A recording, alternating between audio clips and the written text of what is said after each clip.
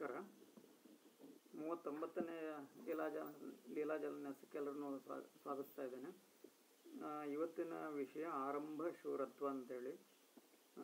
ಈ ವಿಷಯವನ್ನು ಕೂಡ ಮೊದಲು ನಾವು ಆಯ್ಕೆಗೆ ನೀಡಲಾಗಿತ್ತು. ಅದರಲ್ಲಿ ಮೊದಲು ಕೆಲಸದ ಪ್ರೀತಿ, ನಂಬಿಕೆ ಹಾಗೂ ಆರಂಭ ಶೂರತ್ವ ಈ ಕುರಿತಾಗಿ ಆಯ್ಕೆ ಕೊಟ್ಟಾಗ ಇದು ಕೊನೆಯದಾಗಿ ಆಯ್ಕೆಗೆ ಹೆಚ್ಚಿನ ಜನ ಹಾಕಿದ್ರು, ಕಡಿಮೆ ಜನ ಹಾಕಿದ್ರಿಂದ ಕೊನೆಯದಾಗಿ ಬಂದಿತ್ತು. ಹಾಗೆ ಮುಂದಿನ ಉಪನ್ಯಾಸದ ಶೀರ್ಷಿಕೆಗಳನ್ನು ಕೂಡ 3 ಉಪನ್ಯಾಸದ ಶೀರ್ಷಿಕೆ ತಲೆಮಾರು ಅಂತರ, ನೆನಪು ಹಾಗೂ ಹವ್ಯಾಸ. ಇದನ್ನು ತಂಡದ ಸದಸ್ಯರೇ ಕೊಟ್ಟಿದ್ದಾರೆ. ಜೊತೆಗೆ ಅದರಲ್ಲಿ ಪೋಲಿಂಗ್ನಲ್ಲಿ ಕೂಡ ಭಾಳಷ್ಟು ಜನ ಭಾಗವಹಿಸಿದ್ದೀರಾ. ಅದಕ್ಕೆ ಎಲ್ಲರಿಗೂ ಅಭಿನಂದನೆಗಳನ್ನು ಸಲ್ಲಿಸ್ತಾ ಇದ್ದೇವೆ. ಜೊತೆಗೆ ಇನ್ನಷ್ಟು ವಿಚಾರಗಳನ್ನು, ಉಪನ್ಯಾಸದ ವಿಷಯಗಳನ್ನು ಕೂಡ ಮತ್ತೆ ತಾವು ನೀಡಿ, ಹಾಗೆ ಈ ಒಂದು ಪೋಲಿಂಗ್ನಲ್ಲಿ ಕೂಡ ಭಾಗವಹಿಸಿ ಈ ಉಪನ್ಯಾಸದ ಒಂದು ಉಪನ್ಯಾಸ ಮಾಡುವ ಒಂದು ಕ್ರಮವನ್ನು ಸೂಚಿಸಿ ಅಂತೇಳಿ ವಿನಂತಿಸ್ತಾ ಇದ್ದೇವೆ. ಇವತ್ತಿನ ಉಪನ್ಯಾಸಕ್ಕೆ ಬಂದಂಥ ಎಲ್ಲರನ್ನೂ ಕೂಡ ಆತ್ಮೀಯವಾಗಿ ಸ್ವಾಗತಿಸ್ತಾ ಇದ್ದೇವೆ. ಹಾಗೆ ಮುಂದೆ ಬಹುಶಃ ಪರ್ವಜಾಲನ್ಯಾಸ ಆಗ್ಬೋದು. ವಿನಾಯಕ ಚತುರ್ಥಿ ಹತ್ತಿರ ಬರ್ತಾ ಇದೆ. ಅದರ ದಿನಾಂಕವನ್ನು ಕೂಡ ಸದ್ಯದಲ್ಲೇ ತಿಳಿಸ್ತೇವೆ. ಬಂದಂಥ ಎಲ್ಲರೂ ಕೂಡ ಆತ್ಮೀಯವಾಗಿ ಸ್ವಾಗತಿಸ್ತಾ ಇದ್ದಾರೆ. ಅವರು ಉಪನ್ಯಾಸ ಪ್ರಾರಂಭಿಸಬೇಕಾಗಿ ವಿನಿಸ್ತಾ ಇದ್ದಾರೆ.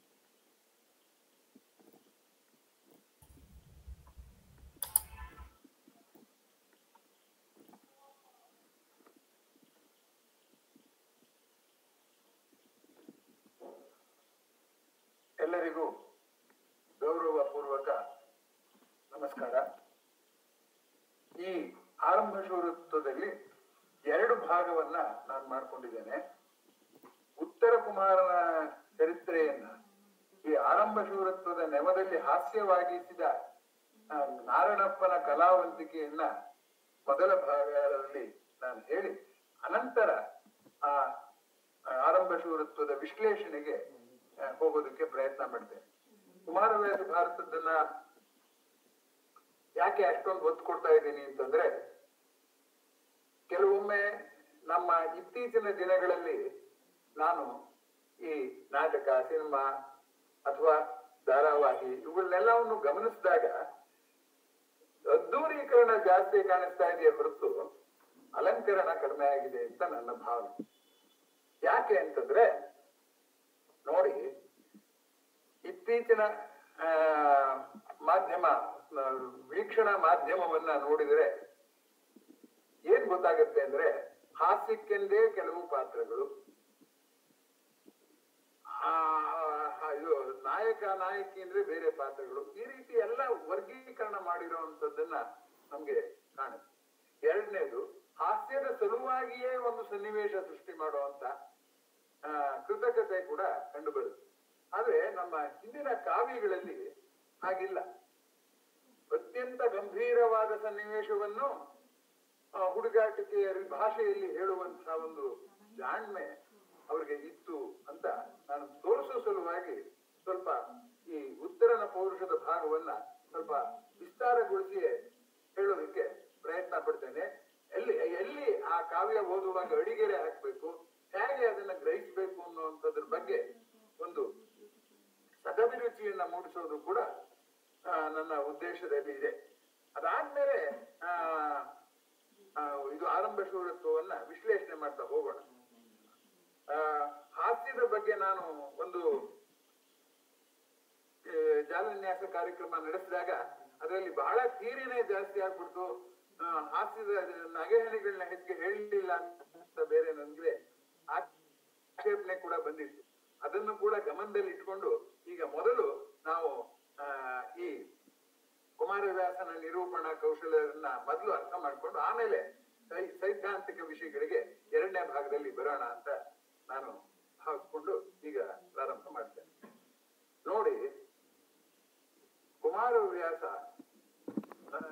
ಅವನು ನಾರಣಪ್ಪ, ಗದುಗಿನ ನಾರಣಪ್ಪ, ತಾನು ಕಾವ್ಯ ರಚಿಸುವಾಗ ಈಗಾಗಲೇ ರಚಿತವಾದ ಕಾವ್ಯದ ಆಧುನಿಕ ರೂಪ ಅವನು ಮಾಡಿಕೊಟ್ಟಿರು. ಯಾವುದೋ ಒಂದು ಭಾಗನ ಆತ ಆಯ್ಕೆ ಮಾಡಿಕೊಂಡು ಅಲ್ಲಿ ತನಗೆ ಬೇಕಾದ ರಸ ಮಾಡೋ ಕೆಲಸನ ಕುಮಾರವ್ಯಾಸ ಮಾಡಿದ. ಒಂದೊಂದು ಭಾಗದಲ್ಲಿ ಒಂದೊಂದು ರೀತಿಯಲ್ಲಿ ಮಾಡಿದ. ಈ ಭಾಗದಲ್ಲಿ ಒಂದು ಹಂತದಲ್ಲಿ ಹೈಪರ್ ಆಕ್ಟಿವ್ ಆಗಿದ್ದಾನೆ, ಎಷ್ಟು ಅಗತ್ಯವೋ ಅದಕ್ಕಿಂತ ಹೆಚ್ಚು ಚುರುಕಾಗಿದ್ದಾನೆ ಅಂತ ಕೂಡ ನನಗೆ ಅನ್ಸಿದ್ದುಂಟು ಕುಮಾರವ್ಯಾಸ ಭಾರತವನ್ನ ಪರಿಶೀಲನೆ ಮಾಡಿದಾಗ. ಈಗ ಅದೇನೇ ಇರಲಿ, ಈಗ ನಾನು ಆ ಕುಮಾರವ್ಯಾಸ ಭಾರತದ ಸುದ್ದಿಗೆ ಬರ್ತೇನೆ. ಪಾಂಡವರು ಯುದ್ಧದಲ್ಲಿ ಸೋತ ನೆವವನ್ನೇ ಇಟ್ಕೊಂಡು ಅತ್ಯಂತ ಕಟುವಾದಂತಹ ನಿರ್ಬಂಧ, ಇವತ್ತಿನ ಭಾಷೆಯಲ್ಲಿ ಸ್ಯಾಂಕ್ಷನ್ಸ್, ಕೌರವರು ಹೇರಿದ್ರು. ಏನದು? 14 ವರ್ಷ ಕಾಡಲ್ಲೇ ಇರಬೇಕು. ಆಮೇಲೆ 14 ವರ್ಷ ಮುಗಿದ ಮೇಲೆ 1 ವರ್ಷ ಅಜ್ಞಾತವಾಸ ಮಾಡ್ಬೇಕು. ವನವಾಸ ಆದ್ಮೇಲೆ ಅಜ್ಞಾತವಾಸ. ಅಜ್ಞಾತವಾಸ ಮಾಡುವಾಗ ಏನಾದ್ರೂ ಅವ್ರು ಎಲ್ಲಿದ್ದಾರೆ ಅಂತ ಕಂಡುಕೊಂಡ್ರೆ, 1 ವರ್ಷಕ್ಕೆ ಮುಂಚೆನೆ ಅವ್ರನ್ನ ಗುರುತು ಹಿಡಿದು ಬಿಟ್ರೆ ಮತ್ತೆ 14 ವರ್ಷ ವನವಾಸ, ಮತ್ತೆ 1 ವರ್ಷ ಅಜ್ಞಾತವಾಸ. ಹೀಗಾಗಿ ವನವಾಸ ಆದ್ಮೇಲೆ ಅಜ್ಞಾತವಾಸ, ಮತ್ತೆ ಎಲ್ಲಿ ವನವಾಸ ಆಗುತ್ತೋ ಅಂತ ಪಾಂಡವರಿಗೆ ಹೇಳುದು. ಕೌರವರಿಗೆ ಏನಾದ್ರೂ ಮಾಡಿ ಇನ್ನೂ 15 ವರ್ಷ ಅವ್ರನ್ನ ಕಾಡಿಗೆ ಕಳಿಸ್ಬಿಟ್ರೆ ನಾವು ಆರಾಮವಾಗಿ ರಾಜ್ಯಭಾರ ಮಾಡ್ಕೊಂಡಿರ್ಬೋದು ಅನ್ನುವಂತ ಆತಂಕ ಕೌರವರಿಗೆ. ಸೊ ಪಾಂಡವರು ಆತಂಕದಲ್ಲಿದ್ದಾರೆ, ಕೌರವರು ಕೂಡ ಆತಂಕದಲ್ಲಿದ್ದಾರೆ. ಎಷ್ಟು ವಿಚಿತ್ರ ನೋಡಿ. ಇವ್ರಿಗೆ ಅವ್ರನ್ನ ಕಾಡಿಗೆ ಕಳಿಸೋ ಆಸೆ, ಅವ್ರಿಗೆ ಕಾಡಿಗೆ ಹೋಗೋದನ್ನ ತಪ್ಪಿಸ್ಕೊಳ್ಳೋ ಆಸೆ. ಇಬ್ರು ಆ ಬಿಕ್ಕಟ್ಟಿನಲ್ಲಿ ಇದ್ದಾರೆ. ಹಾಗೆ ನೋಡಿದ್ರೆ ವನವಾಸದಲ್ಲಿ ಪಾಂಡವರು ಅಷ್ಟು ಕಷ್ಟಪಡಲೇ ಇಲ್ಲ. ಯಾಕೆ ಅಂದ್ರೆ ಅಲ್ಲಿ ಅವರಿಗೆ ಅನೇಕ ಜನರ ಪರಿಚಯ ಆಯ್ತು, ಅನೇಕ ಋಷಿಗಳು ಪರಿಚಯ ಆದ್ರು, ಅವರು ಅನೇಕ ಪ್ರಸಂಗಗಳನ್ನ, ಕಥೆಗಳನ್ನ ಹೇಳ್ತಾ ಇದ್ರು, ಅದನ್ನೆಲ್ಲ ಕೇಳ್ಕೊತಾ ಇದ್ರು. ಬೇಂದ್ರೆಯವರು ಹೇಳಿದ ಹಾಗೆ ಸಿಂಹಾಸನದಲ್ಲಿದ್ದು ವನವಾಸವನ್ನ ದುರ್ಯೋಧನ ಅನುಭವಿಸಿದ, ವನವಾಸದಲ್ಲಿದ್ದು ಸುಖವಾಸವನ್ನ ಪಾಂಡವರು ಅನುಭವಿಸಿದ್ರು ಅಂತ ದೂರ್ವಾಸ ಅನ್ನೋ ಪದ್ಯದಲ್ಲಿ ಬೇಂದ್ರೆಯವರು ಹೇಳ್ತಾರೆ. ಹಾಗಾಗಿ ಈ ಒಂದು ಘಟ್ಟದಲ್ಲಿ ವನವಾಸ ಪಾಂಡವರಿಗೆ ಅಷ್ಟು ಕಷ್ಟ ಆಗ್ಲಿಲ್ಲ. ಆದ್ರೆ ಅಜ್ಞಾತವಾಸ ಕಷ್ಟಕ್ಕಿಂತ ಹೆಚ್ಚಿಗೆ ಚಡಪಡಿಕೆ, ಎಲ್ಲಿ ನಾವು ಮತ್ತೆ ಅದೇ ಸುಳಿಗೆ ಸಿಕ್ಕಾಕೋತೀವೋ ಅಂತ. ಕೊನೆಗೆ ವಿರಾಟರಾಯನ ಮನೆಗೆ ಬಂದು ಸೇರ್ಕೊಂಡ್ರು. ಆ ಕಥೆ ಎಲ್ಲ ನಾನು ಹೇಳಕ್ ಹೊರಟಿಲ್ಲ. ಆದ್ರೆ ಇಬ್ಬರೂ ಗೊಂದಲದಲ್ಲಿದ್ದಾರೆ.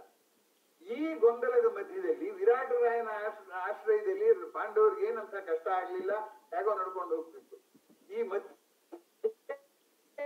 ಕೀಚಕನ ಪ್ರಸಂಗ ಬಂದಾಗ ಮತ್ತೆ ಮಾನಸಿಕ ಒತ್ತಡ, ಬಿಗುವು ಜಾಸ್ತಿ ಆಯ್ತು.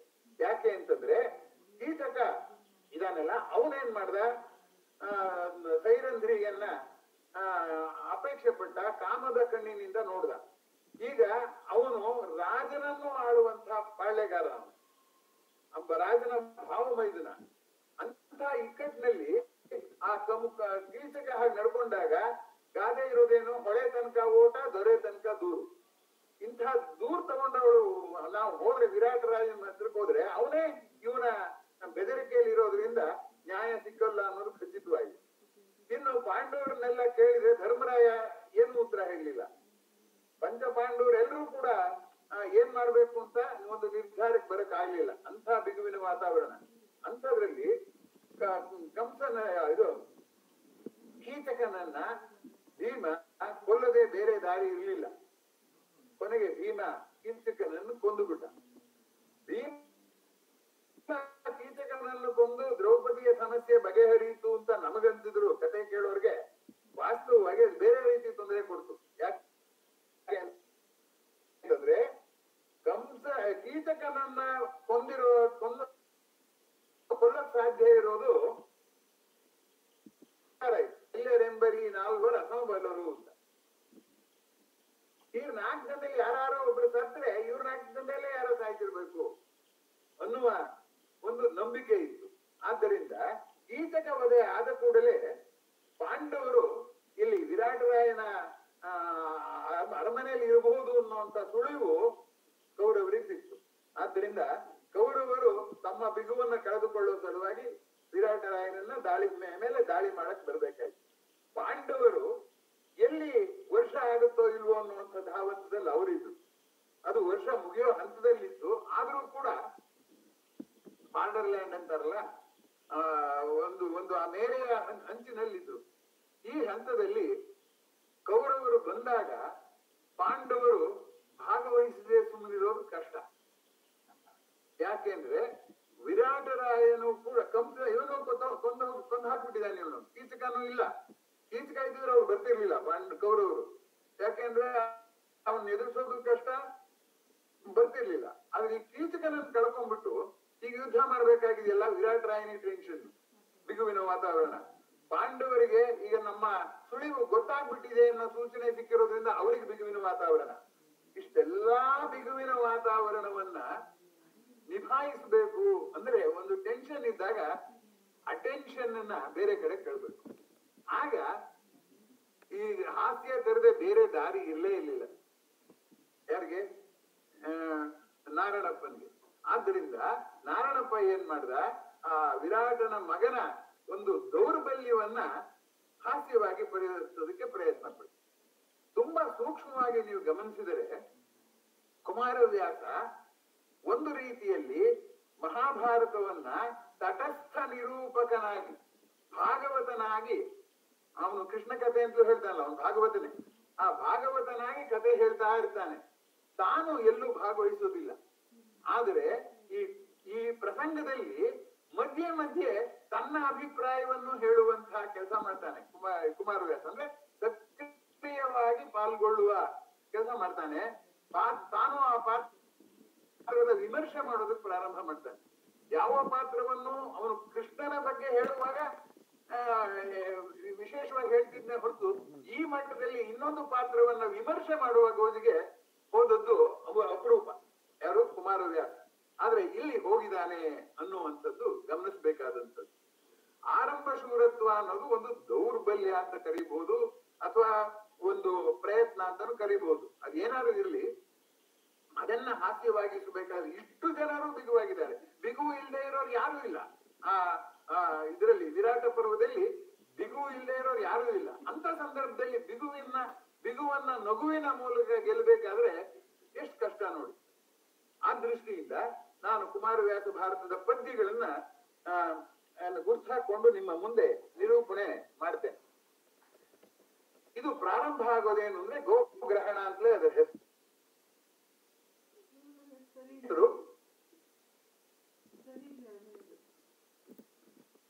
ಗೋವುಗಳನ್ನೆಲ್ಲ ಗೌರವ ಬಿಡೋದಿಲ್ಲ ಅಂತ ಹೇಳ್ತಾರೆ. ಹೀಗೆ ಯಾಕೆ ಮಾಡ್ತಾರೆ ಅಂದ್ರೆ ಯುದ್ಧ ಪ್ರಾರಂಭ ಆಗ್ಬೇಕಾದ್ರೆ ಮೊದಲು ಒಂದು ಆವೇಶ ಸೃಷ್ಟಿ ಆಗ್ಬೇಕು. ಆವೇಶ ಸೃಷ್ಟಿ ಆಗದಲೇ ಯುದ್ಧ ನಡೆಯೋದಿಲ್ಲ. ಆ ಆವೇಶವನ್ನು ಉಂಟು ಮಾಡೋದಕ್ಕೋಸ್ಕರ ಆ ಗೋವುಗಳನ್ನ ಹೊಡ್ಕೊಂಡು ಹೋಗ್ತಾರೆ. ಆಗ ಆ ಗೋಪಾಲಕರ ಮೂಗಿನ ಮೇಲೆ ಸುಣ್ಣ ಹಚ್ಚಿ ನಿಮ್ ರಾಜನ್ ಹೇಳಿ ಹೋಗಿ ಅಂತ ಹೇಳ್ತಾರೆ. ಆಗ ಅವನು ಬಂದು ಹೇಳೋದು ನೋಡಿ, ಆ ಗೋಪಾಲಕ ಈಗ ಅವನು ಹೇಳ್ತಾ ಇರುವಂತ ವಿಷಯ ಕಣ್ಣಾರೆ ಸೈನ್ಯವನ್ನು ನೋಡಿದವನ ಮಾತು. ಆ ಕಣ್ಣಾರೆ ಸೈನ್ಯವನ್ನು ನೋಡಿದವನ ಮಾತು ಇವಾಗ ಉತ್ತರ ಕೇಳಿಸ್ಕೊತಾನೆ. ಅವ್ರು ಹೇಳ್ತಾರೆ, 7 ಮನ್ನೆಯ ಶೂರನಾಗು,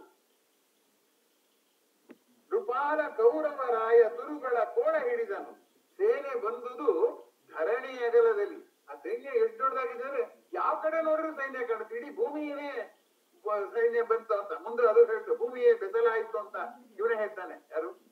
ಬೆದಲು ಅಂದ್ರೆ ಹೆರಿಗೆ. ಭೂಮಿನೇ ಹೆರಿಗೆ ಆಗ್ಬಿಡ್ತಾವ ಜನ ಸೈನಿಕರು ಅಂತ ಮುಂದಕ್ಕೆ ಉತ್ತರ ಹೇಳ್ತಾನೆ. ಇಲ್ಲಿ ಧರಣಿ ಅಗಲದಲ್ಲಿ ದಾಳಿ ಬರೆದಿದೆ, ಕರೆಸಿಕೋ, ಯುದ್ಧ ಸೈನ್ಯ ಬರ್ತಾ ಇದೆ, ನಿನ್ನ ಆಡು ಕುದುರೆಗಳ ರಾಣಿವಾಸದ ಗೂಢಯವ ತೆಗೆದೆಂದು ನುಡಿದನು ಭಿನ್ನದ ಬಿರುಬ.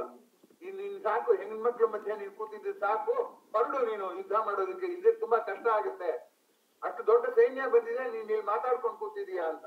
ಆದ್ದರಿಂದ ಪ್ರತಿಕ್ರಿಯೆ ಮಾತಿಗೆ ಪೂರಕವಾದದ್ದಲ್ಲ.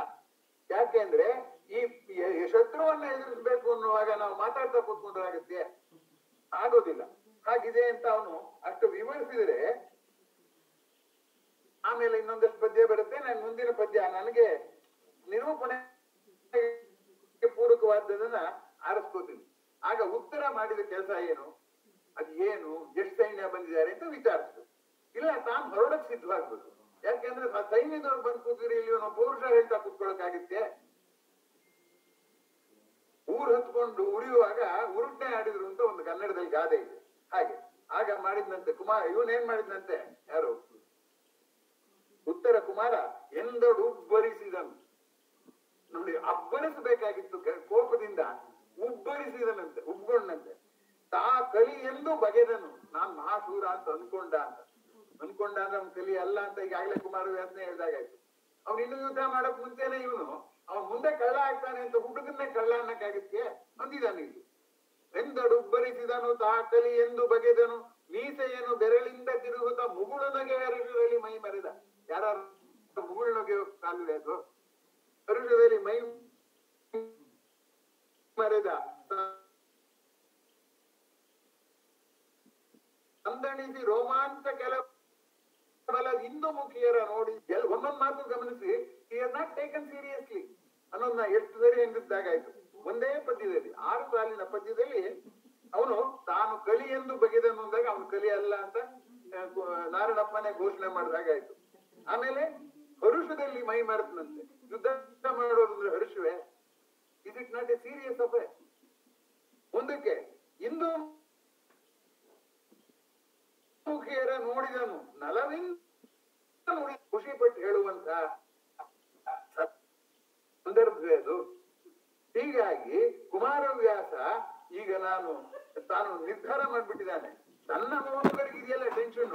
ಈಗ ನಾವು ಮಹಾಭಾರತನ ಗಂಭೀರವಾಗಿ ಓದ್ತಾ ಇದ್ರೆ, ಹೌದು ಇವರು ಟೆನ್ಷನ್ ಅಲ್ಲಿ ಇದ್ದಾರೆ, ಅವರು ಟೆನ್ಷನ್ ಅಲ್ಲಿ ಇದ್ದಾರೆ ಎಂದು ನೋಡೋರ್ಗೆ, ಅವ್ರಿಗೂ ಓದೋರ್ಗೆ ಅದು ಟೆನ್ಷನ್, ಕತೆ ಕೇಳೋರ್ಗೂ ಟೆನ್ಷನ್. ಅದನ್ನ ಕಳಿಬೇಕಾದಂತ ಅಗತ್ಯ ಇದೆ. ಅದಕ್ಕೋಸ್ಕರ ಇಲ್ಲಿ ಕುಮಾರವ್ಯಾಸ ಸ್ವಲ್ಪ ಮುಂದೆ ಹೆಜ್ಜೆ ಇಟ್ಬಿಟ್ಟು ಅವನು ಯುದ್ಧ ಮಾಡಕ್ ಮುಂಚೆನೆ ಅವನು ಕಲಿ ಅಲ್ಲ ಅನ್ನೋದನ್ನ ನೇರವಾಗಿ ತಾ ಕಲಿ ಎಂದು ಬಗೆದನು ಅಂತ ಹೇಳ್ಬಿಟ್ಟು ಸೂಚಿಸಿದ. ಆಮೇಲೆ ಮುಂದಕ್ಕೆ ಇವನು ತನ್ನ ಬಗ್ಗೆ ತಾನೇ ಹೇಳ್ಬೇಕಾದ್ದು, ಬಿಟ್ಟ ಅವನು ಉತ್ತರ ಹಳಿ ತಪ್ಪದ. ಏನ್ ಹೇಳ್ದ ಅಂದ್ರೆ, ತನಗೆ ಬಡ ಪಾಂಡವರ ತೆವರಿದ ಮನದ ಗರ್ಭದ ಕೊಬ್ಬು ಕಾಲನ ಮನೆಯನ್ನಾಳಿಪುದು. ಇವನ್ಗೆ ಪಾಂಡವರನ್ನೆಲ್ಲ ಕೇಳಿಸ್ಕೊಂಡ್ಬಿಟ್ನಲ್ಲ, ಆ ಕೊಬ್ಬು ಅವನ ಮನಸ್ಸನ್ನ ಆಳ್ತಾ ಇದೆ. ಇಲ್ಲದಿರ್ದೊಡೆ ತನ್ನ ವೈರವನು ನೆನೆದು ದುರ್ಯೋಧನನು. ಇಲ್ಲಿ ನನ್ನ ಹತ್ರ ಬಂದು ಇದಕ್ ಬಂದಿದ್ದ ಆ ಪಾಂಡವರಿದಾರಲ್ಲ, ಅವ್ರು ನೋಡ್ಬಿಟ್ಟು ನಾನು ಅವ್ರ ಹಾಗೆ ಅಂತ ಇವನ್ ಹೇಳ್ಬೇಕ, ಪಾಂಡವ್ರ ಸುದ್ದಿ ಹೇಳ್ದ. ಆಮೇಲೆ ನೆನೆದು ದುರ್ಯೋಧನನು ತಾ ಮೇದಿನಿಯ ನಾಳ್ವನೇ ಆ ಮಹಾದೇವ ಎನ್ನುತ್ತ ದುಷ್ಟರ ಬಿರುದ ನುಡಿದನು ಹೆಂಗಳೆದುರಿನಲ್ಲಿ. ಇಷ್ಟೆಲ್ಲ ಹೇಳಿದ್ ಯಾರ ಮುಂದೆ? ಹೆಂಗಸರ ಮುಂದೆ. ಯುದ್ಧವನ್ನೇ ಕಾಣದೇ ಇರೋರು ಮುಂದೆ ಇದನ್ನೆಲ್ಲ ಹೇಳ್ದ. ಅದರಿಂದ ನಾವು ಹೇಳೋ ಮಾತು ಯಾರೆದುರು ಹೇಳ್ತಿದೀವಿ ಅನ್ನೋದು ಅಷ್ಟೇ ಮುಖ್ಯ. ಏನೂ ಗೊತ್ತಿಲ್ಲದೆ ಇರೋರು ಎದುರು ಹೋಗಿ ನಮ್ಮ ಪೌರುಷ ಹೇಳ್ಕೊಳ್ಳೋದಲ್ಲ. ಆಮೇಲೆ ಇನ್ನೊಂದು ಹೇಳ್ತಾನೆ, ಹಿಡಿದು ರಾಜ್ಯವ ಕೊಂಡು ಹೋಗ್ಬಿಟ್ಟು ಪಾಂಡವರ ಹತ್ರ ರಾಜ್ಯ ತಗೊಂಡ್ಬಿಟ್ನಲ್ಲ, ಹಂಗಲ್ಲ ನನ್ನ ಹತ್ರ ಅಂತ ಹೇಳ್ತಾ ಇದ್ದಾನೆ. ಹೆಂಗುಸ ಬಡಿದು ದ್ರೌಪದಿ ರೋಮಾನ ಮಾಡಿ ಪಾಂಡವರಾಯರನ್ನು ಹೊರಬಡಿಸಿ ಪಾಂಡವರದ ರಾಜರನ್ನೆಲ್ಲ ಓಡಿಸ್ಬಿಟ್ಟು ಒಪ್ಪಿದ ಭುಜಬಲವನ್ನೆನ್ನೊಡನೆ ತೋರಿದಾನೆ. ಆ ಪಾಂಡವರೇನು ಅವ್ರ ಪಾಪ ಅಸಹಾಯಕರು ಹೋದ್ರು, ಆ ಪುರುಷ ನನ್ನ ಹತ್ರ ತೋರಿಸ್ತಾನೆ. ಬಡ ಯುಧಿಷ್ಠಿರನೆಂದು ಬಗೆದನೆ. ನೋಡಿ, ಧರ್ಮದಲ್ಲಿ ಬದುಕೋರ್ಗೆ ಸಮಾಜ ಕೊಡೋ ಬಿರುದಿದು. ಬಡ ಯುಧಿಷ್ಠಿರನೆಂದು ಬಗೆದನೆ, ತೊಡಗಿದರೆ ಕೌರವನ ಕೀರ್ತಿಯ ತೊಡೆವೆನು. ಅರಿಯಲ ಎನ್ನುತ್ತಾ ಸುಕುಮಾರ ಕತಿಗೊಂಡ. ತಿಳ್ಕೊಳ್ಳಿ, ನಾನೇನ್ ಬಡವ ಯುಧಿಷ್ಠಿರ ಅಂತ ಹೇಳ್ಬಿಟ್ಟು ಕೃತಕ ಕೋಪವನ್ನ ತೋರಿಸ್ದ. ಯಾರು? ಉತ್ತರ. ಹೋಗಿ ಯುದ್ಧ ಮಾಡೋದ್ ಬಿಟ್ಬಿಟ್ಟು ಈ ಪುರುಷ ಹೇಳ್ಕೊಂಡು ಕೂತಿದ್ದ. ಮುಂದಕ್ಕೆ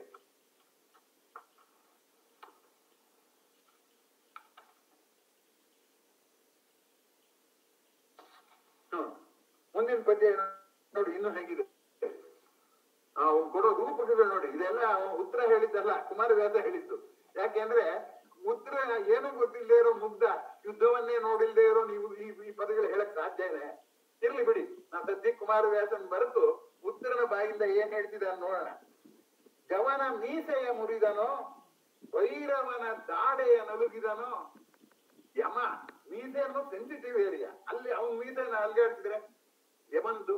ಭೈರವನ ದಾಡೆಯ ನಲುಗಿದನು. ಭೈರವ ಒಂದೊಂದು ದಾಡೆನಾಗಿದ್ರೆ ಕಟಕ್ ಅಂತ ತೆಗೆದ್ಬಿಡ್ತಾನೆ. ಮೃತ್ಯುವಿನ ಮೇಲುದ ಸೆಳೆದನು. ಮೃತ್ಯು ನಿದ್ದೆ ಮಾಡ್ತಿರೋ ಹೊಗ್ಗೆ ಕೇಳಿದ್ರೆ, ನಿದ್ದೆ ಮಾಡ್ತಿರುವಾಗ ಯಾರನ್ನ ಕೇಳಿದ್ರು ವಿಪರೀತ ಕೋಪ ಬರುತ್ತೆ. ಮೃತ್ಯುವಿನ ಮೇಲುದ ಸೆಳೆದನು, ಕೇಸರಿಯ ಕೆಣಕಿದನೋ. ಹೋಗಿ ಸಿಂಹನ ಕೆಣಕಿರ್ತಲ್ಲ, ಇಂಗ್ಲಿಷ್ ನಲ್ಲೂ ಅದಿದೆ, to face the lion in its den ಅಂತ. ಸಿಂಹನ ಅದಕ್ ಗುಹೆಗೆ ಹೋಗಿ ನೀವು ಯುದ್ಧ ಮಾಡಿದಾಗೆ ನನ್ನಂತ ಕೇಸರಿಯನ್ನು ಕೆಣಕ್ಬಿಟ್ನಲ್ಲ ಅವನು. ಪವರವನ್ನು ತೊಡಗಿದನಲ್ಲ ಕೌರವನ ಅಕಟ ಮರುಳಾದನೆಂದು ಆ ಯುವತಿಯರ ಮಗ ನೋಡು ಉತ್ತರ ಬಿರುದಕ್ಕೆ ತರಿದನು. ಇದು ನೋಡಿ, ಕರಿಕರ ತೋರಿಸ್ತಿದ್ದಾನೆ ದುರ್ಯೋಧನಿಗೆ. ಯಾರು? ಉತ್ತರ ಕುಮಾರ.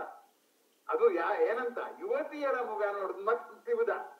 ಇದಿಷ್ಟನ್ನು ಹೇಳಿದ್ದು ಹೆಂಗದ್ರ ಮಧ್ಯೆ, ಅದೇನು ಗೊತ್ತಿಲ್ಲದೆ ಇರುವಂತ ಹೆಂಗದ್ರ ಮಧ್ಯದಲ್ಲಿ ಇವನು ಯುವತಿಯರ ಮಗ ನೋಡುತ್ತಾ ಉತ್ತರ ಈ ಬಿರುದ ಹೇಳ್ದ ಅಂತಂದಾಗ ತನ್ನನ್ನು ಅತಿಯಾದ ಹೊಗಳ್ಕೊಳ್ಳುವಂಥದ್ದು, ಶತ್ರುವನ್ನ ತುಂಬಾ ಕ್ಷುಲ್ಲಕವಾಗಿ ಕಾಣುವಂಥದ್ದು ಏನಕ್ಕೆ ದಾರಿ ಮಾಡಿಕೊಡುತ್ತೆ? ಆರಂಭ ಶೂರತ್ವಕ್ಕೆ ದಾರಿ ಮಾಡಿಕೊಡುತ್ತೆ ಅನ್ನೋದನ್ನ ಪರೋಕ್ಷವಾಗಿ ಇಲ್ಲಿ ಕುಮಾರವ್ಯಾಸ ತೋರಿಸಿದ್ದಾನೆ. ಅದ್ರ ಬಗ್ಗೆ ಇನ್ನು ಮುಂದೆ ನಾವು ನಿಧಾನಕ್ಕೆ ನೋಡೋಣ. ಮುಂದಕ್ಕೆ ಇದ್ ನೋಡಿ, ತನ್ನ ಪೌರುಷ ಹೇಳೋದ್ ಬಿಟ್ಟ ಬೇರೆಯವ್ರನ್ನ ಅಣಕಿಸ್ಕೊಳಕ್ ಶುರು ಮಾಡ್ದ.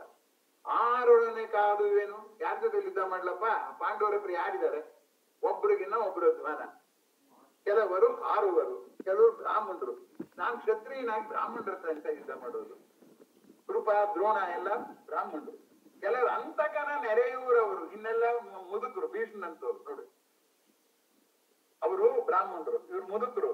ಕೆಲವರು ಅಧಮ ಕುಲದಲ್ಲಿ ಬಂದವರು, ಕರ್ಣ ಕೀಳು ಜಾತಿಯಲ್ಲಿ ಬಂದವನು.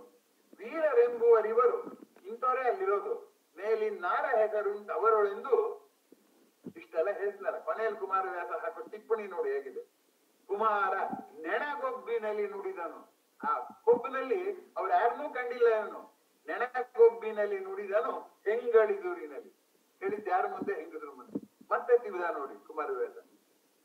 ಹೆಂಗದ್ರ ಮುಂದೆ ಹೇಳ್ದ ಅಂತ ಹೇಳುವಾಗ ನೆರೇಷನ್ ಪ್ಯಾಸಿವಿಟಿ ಅಂತ ಹೇಳ್ತಾರಲ್ಲ, ನಿರೂಪಣಾ ತಟಸ್ಥತೆ, ತಟಸ್ಥವಾಗಿರೋ ನಿರೂಪಣೆ, ತಟಸ್ಥ ನಿರೂಪಣೆಯನ್ನು ಮೀರ್ ಬಿಟ್ಟಿದ್ದಾನೆ ಇಲ್ಲಿ ಕುಮಾರವ್ಯಾಸ.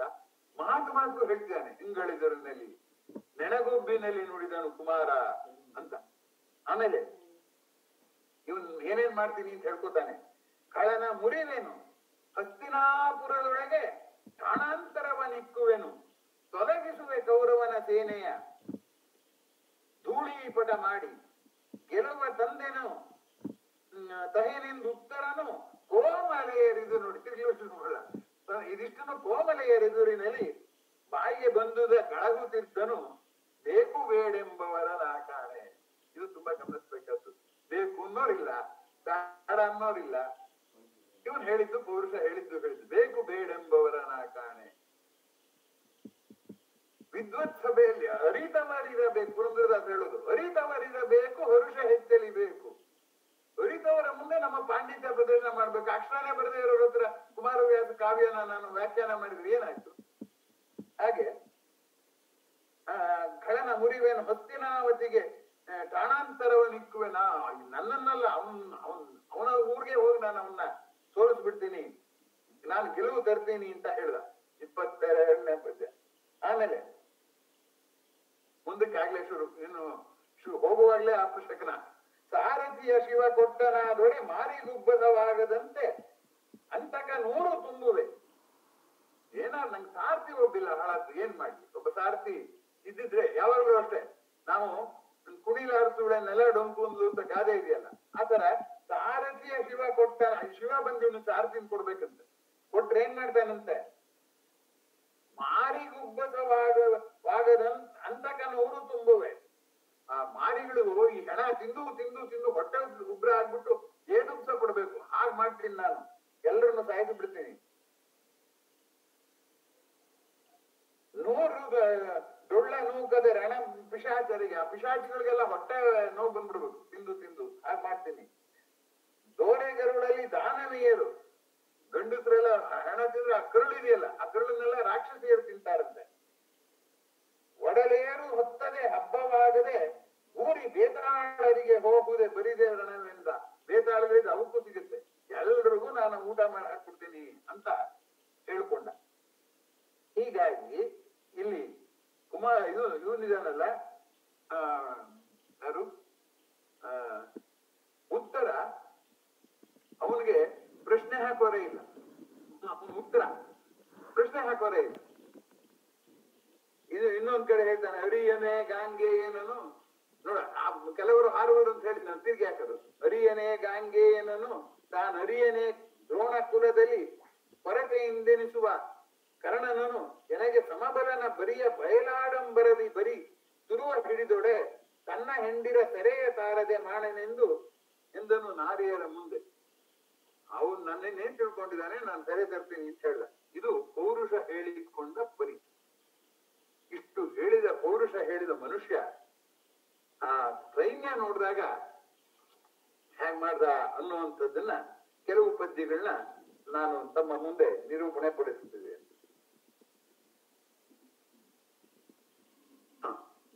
ಕುಮಾರವ್ಯಾಸನ ಒಂದು ಕಾವ್ಯ ಕೌಶಲ ಇಲ್ಲಿ ತುಂಬಾ ಎದ್ದು ಕಾಣುತ್ತೆ.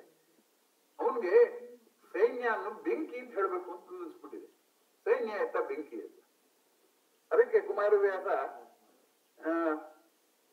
ತಾನು ವಿವರಿಸೋದಿಲ್ಲ, ಉತ್ತರನ ಕಡೆ ಹೇಗೆ ಕಾಣಿಸ್ತು ಅಂತ ವಿವರಿಸ್ತಾನೆ. ಅಂದ್ರೆ ಉತ್ತರನ ತಿರ್ಗಾ ಖಂಡಿಸ್ಬೇಕು. ಉತ್ತರನ ಹೇಗೆ ಕಾಣಿಸ್ತಂತೆ ಅಂದ್ರೆ ಹೇಳ್ತಾನೆ, ಜಡಿವ ಖಡ್ಗದ ಕಿಡಿಯ ಸೇನೆಯ ಕುಡುಹುಗಳ ಕೇಸರಿಯ ಬಲದುಗ್ಗಡದ ರಭಸದ ರೌದ್ರರವ ಭಟ ಭಟತ ನಿಶ್ವನದ. ಭಟ ಭಟ ಅಂತ ಶಬ್ದ, ಆ ಇದು ಖಡ್ಗದ ಕಿಡಿ. ಆಮೇಲೆ ಇಡಿದ ಧೂಳಿಯ ಧೂಮರಾಶಿಯ, ಅಲ್ಲಿ ಸೈನಿಕರು ಬರುತ್ತಾ ಇರ್ಬೇಕಾದ್ರೆ ಧೂಳು ಹೇಳುತ್ತಲ್ಲ, ಅದೇ ಹೊಗೆ. ಪಡೆ ವಿರಾಟನ ಮಗನ ಕಂಗಳಿ ಒಡನೆ ದಾವಾಗ್ನಿ ಅಂತೀರಿ ತೋರಿಸಿದ್ರಿನಲ್ಲಿ ಇದೆಯೇನೋ ಸೈನ್ಯ ಅಲ್ಲ, ಬೆಂಕಿಯನ್ನು ಹಾಕಿ ಕಂಡುಬಿಡ್ತಂತ. ಯಾರಿಗೆ? ಉತ್ತರನಿಗೆ. ಬೆಂಕಿಲಿ ಏನೇನಿರುತ್ತೆ? ಬೆಂಕಿಲಿ ಕಿಡಿ ಹಾರ್ತಾ ಇರುತ್ತೆ, ಇದು ಖಡ್ಗದ ಕಿಡಿ ಹಾರ್ತಾ ಇದೆ. ಹೊಗೆ ಇರುತ್ತೆ, ಸೈನಿಕರ ಕಾಲಿನ ಧೂಳೆ ಹೊಗೆ.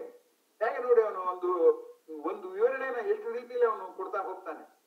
ಆಮೇಲೆ ಶಬ್ದ ಆಗ್ತಾ ಇದೆ, ಯಾಕೆಂದ್ರೆ ಆ ಸೈನಿಕರು ಏದುಪ್ಸ ಪಡ್ತಾ ಇದ್ದಾರೆ ಬರ್ಬೇಕಾದ್ರೆ, ಆ ನಿಡುಸು ಇದೆ. ಹೇಗ್ ಕಾಣಿಸ್ತಂತೆ ಬೆಂಕಿ ನೋಡ್ಬಿಟ್ಟು ಈ ಪ್ರಪಂಚನೇ ಸುಟ್ಟಾಕುವಂತ ದಾವಾನಲ ಇದು ಅಂತ ಅವನಿಗೆ ಸೈನ್ಯವಾಗಿ ಕಾಣ್ಲಿಲ್ವಂತೆ. ಬೆಂಕಿ ಹೇಗೆ ಕಾಣಿಸ್ತಂತೆ ನೋಡ್ದ ಅವನು. ಆಮೇಲೆ ಏನ್ ಮಾಡ್ದ ಅಂದ್ರೆ, ಪ್ರಳಯ ಮೇಘದ ಮಾತೃಕೆಯೋ, ಪ್ರಳಯ ಬರ್ಬೇಕಾದ್ರೆ ಒಂದು ಮೋಡ ಬಂದ್ಬಿಟ್ಟು ನೋಡಿ, ಆಗ್ಲೇ ಬೆಂಕಿ ಕೊಟ್ಮೇಲೆ ಇದು ನೋಡಿ, ಪ್ರಳಯ ಮೇಘದ ಮಾತೃಕೆಯೋ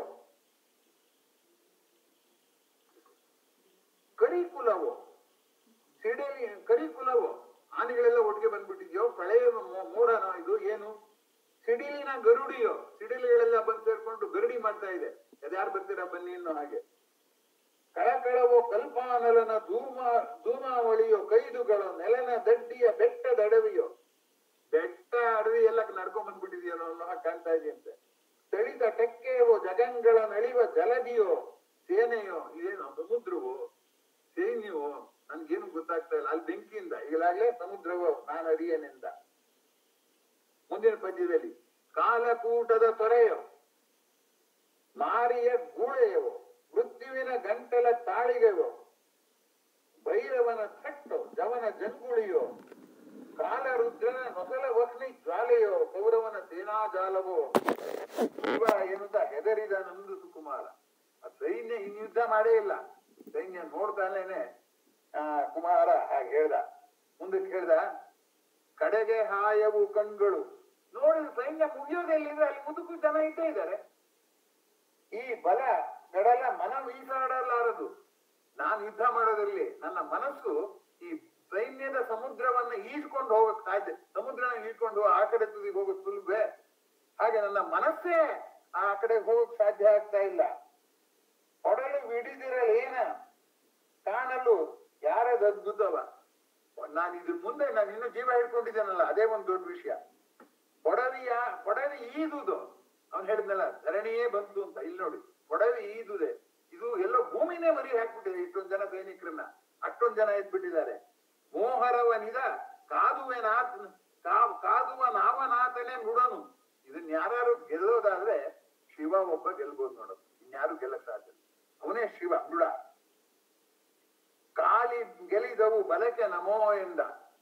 ಈಶ್ವರ ಗೆಲ್ಬೋದು, ನನ್ ಕೈಲಾಗಲ್ಲ ಅಂದ್ಬಿಟ್ಟು ಸೈನಿಕ್ ನಮಸ್ಕಾರ ಮಾಡು ಅಲ್ಲ ಅಂತ ಹೇಳ್ದವನು. ಹಸಿದ ಮುಂದಿನ ಈ ಪದ್ಯ ನೋಡಿ, ಕುಮಾರವ್ಯಾಸನ ಮಾತಿನ ಜಾಣ್ತಾನ. ಹಸಿದ ಮಾರಿಯ ಮಂದೆಯಲ್ಲಿ ಕುರಿ ನುಸುಳಿದಂತಾಯ್ತು. ಮಾರಿ ಅನೇಕ ಕುರಿಗಳನ್ನ ತಿಂತಾಳೆ. ಮೊದ್ಲೇ ಅವಳು ಮಾರಿ, ಅವಳು ಹಸಿದ ಮಾರಿ. ಇನ್ನೂ ಹೊಟ್ಟೆ ಹಸಿದ್ರೆ ಹಸಿದ ಮಾರಿಯ ಮಂದೆ ಅಂತ ಮಾರಿ ಇರೋ 100 ಜನ ಇದ್ರೆ ಒಂದ್ ಕುರಿ ಹೋದ್ರೆ ಏನಾಗುತ್ತೆ? ಹೋಗ್ತಿರೋ ಕುರಿ ಒಂದು, ಒಬ್ಬೊಬ್ಬ ಮಾರಿಗೆ 10 ಕುರಿ ಬೇಕು. ಅಂತಹ ಹಸಿದ ಮಾರಿಯ ಮಂದೆಯಲ್ಲಿ ಕುರಿ ನುಸುಳಿದ್ರೆ ಕೈಯಲ್ಲಿ ಹೋಗುತ್ತೋ, ಕಾಲೆಲ್ಲ ಹೋಗುತ್ತೋ, ತಲೆಯಲ್ಲಿ ಹೋಗುತ್ತೋ ಕಿವಿಯಲ್ಲಿ ಹೋಗುತ್ತೋ ಗೊತ್ತಿಲ್ಲ, ಎಲ್ಲ ಹರ್ಕೊಂಡು ತಿಂದ್ಬಿಡ್ತಾರೆ. ನುಸುಳಿದಂತಾದೆನು ಬೃಹನ್ನಳೆ ಎಸಗದಿರು ತೇಜಿಗಳ ತಡೆ ಕಿಮ್ಮಟಿಯ ಬಿಸುಡು. ಇನ್ನು ಇದನ್ನ ಚಾಟಿಯನ್ನು ಬಿಸಾಕು, ವಾಪಸ್ ಹೋಗೋಣ, ಇನ್ನು ಮುಂದಕ್ಕೆ ಹೋಗ್ಬೇಡ ನೀನು. ಮಿಸುಕಬಾರದು ಪ್ರಳಯ ಕಾಲನ ಮುಸುಕಿನ ಉಗಿಯುವವನದಾರು. ಪ್ರಳಯದ ಯಮ ಬಂದ್ಬಿಟ್ಟಿದ್ದಾನೆ, ಅಲ್ಲಿ ಹೋಗೋದು ಹೇಗೆ? ಕೌರವನ ಅಸಮಬರನೇ ಈ ರಥವ ಮರಳಿಸು ತಾಳಿಸುವೆನೆಂದ. ಇನ್ನು ಕಳಿಸ್ಬಿಡಪ್ಪ, ನನ್ ಕೈ ಯುದ್ಧ ಮಾಡಕ್ಕಾಗಲ್ಲ ಅಂತ ಹೇಳ್ದ.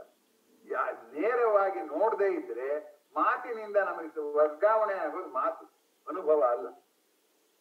ಅದು ತುಂಬಾ ಗಮನಿಸಬೇಕಾದ್ದು. ಮಂಕುತಿಮ್ಮನ ಕಾಲದಲ್ಲಿ ಡಿ.ವಿ.ಜಿ ಹೇಳ್ತಾರೆ, ಚಿತ್ರವರ್ಣನೆಯಿಂದ ಊಹಿಪೆಯ ಹಿಮಗಿರಿಯ ವಿಸ್ತಾರದದ್ಭುತವ ಮಂಕುತಿಮ್ಮ. ಒಂದ್ ಚಿತ್ರ ನೋಡ್ಬಿಟ್ಟು ಹಿಮಾಲಯ ಹೇಗಿದೆ ಅಂತ ನೀನ್ ಕಲ್ಪಿಸ್ಕೊಳಕ್ ಸಾಧ್ಯವ ಅಂತ ಹೇಳ್ತಾರೆ. ಆಗ ಅರ್ಜುನ ನೋಡ್ತಾನೆ ಇದ್ದ, ಇವನು ನಿಲ್ಲಿಸ್ಲೇವಲ್ಲ, ಸೈನ್ಯ ವಿವರಿಸ್ತಾ ಇದ್ದಾನೆ, ನಾನು ವಾಪಸ್ ಕರ್ಕೊಂಡು ಹೋಗು ಅಂತಾನೆ, ಮುಂದಕ್ಕೆ ಹೋಗ್ಬೇಡ ಅಂತಾನೆ. ಆಗ ಅರ್ಜುನನಿಗೂ ಸಿಟ್ಟು ಬಂತು. ಅವನು ಹೇಳ್ದ, ಮೊದಲ ಚುಂಬನದೊಳೆ ಎಲೆ ಕುಮಾರಕ ಮೊದಲ ಚುಂಬನದೊಳೆ ಹರುಬಿದ್ದಂತೆ ಕಾಲಗದೊಳಗೆ ಬೆರೆಯುವ ಮುನ್ನ ಹಿಡಿದೆ ಈ ಸಮರ ಭೀತಿಯನ್ನು. ಮೊದಲು ಮುತ್ಕೊಡಕ್ ಹೋದ್ರೆ ಅವಾಗಲೇ ಹಲ್ಲು ಬಿದ್ದೋದ್ರೆ, ಮೊದಲ ಚುಂಬನ ಬಿದ್ದ ಹಾಗೆ ಸೈನ್ಯನ ಇನ್ನು ಎದುರಿಸೇ ಇಲ್ಲ, ನೋಡಿದ್ರೆ ನೀನು ಸೋತೋಗ್ಬಿಟ್ಟಿಯಲ್ಲ. ಹೀಗಾಯ್ತು. ಇದು ಅಳುಕಲಾಗದು ನಿಮ್ಮ ತಂದೆಯ ಕುಲಕ್ಕೆ ಕುಂದನು ತಾರದಿರು ಮನ ಗೆಲುವಿನಲ್ಲಿ ಕಾದೇನುತ್ತ ರಥವನ್ನು ಬೇಗ ಹರಿಸಿದನು.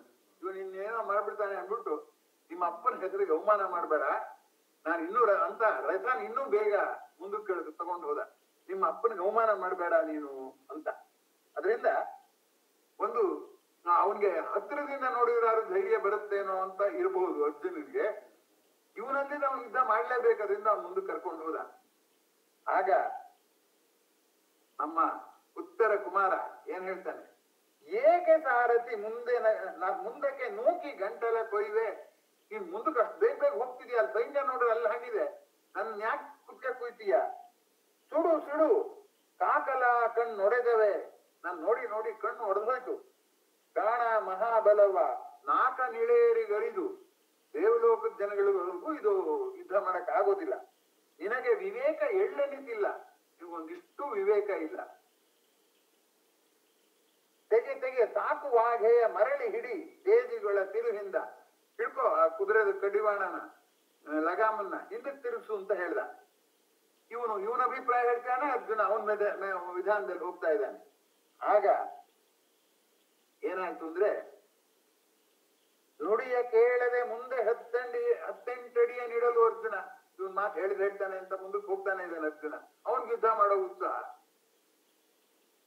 ರಥವ ಹರಿಸಲು ಗಿಡಿದ ಬಿಲ್ಲಂಬುಗಳು ಬಿದ್ದವು. ಅವನ್ ಕೈಲಿ ಇಟ್ಕೊಂಡಿದ್ನಲ್ಲ ಬಿಲ್ಲು ಬಾಣ ಬಿದ್ದೋಯ್ತು. ಯಾರದ್ದು? ಉತ್ತರಂದು.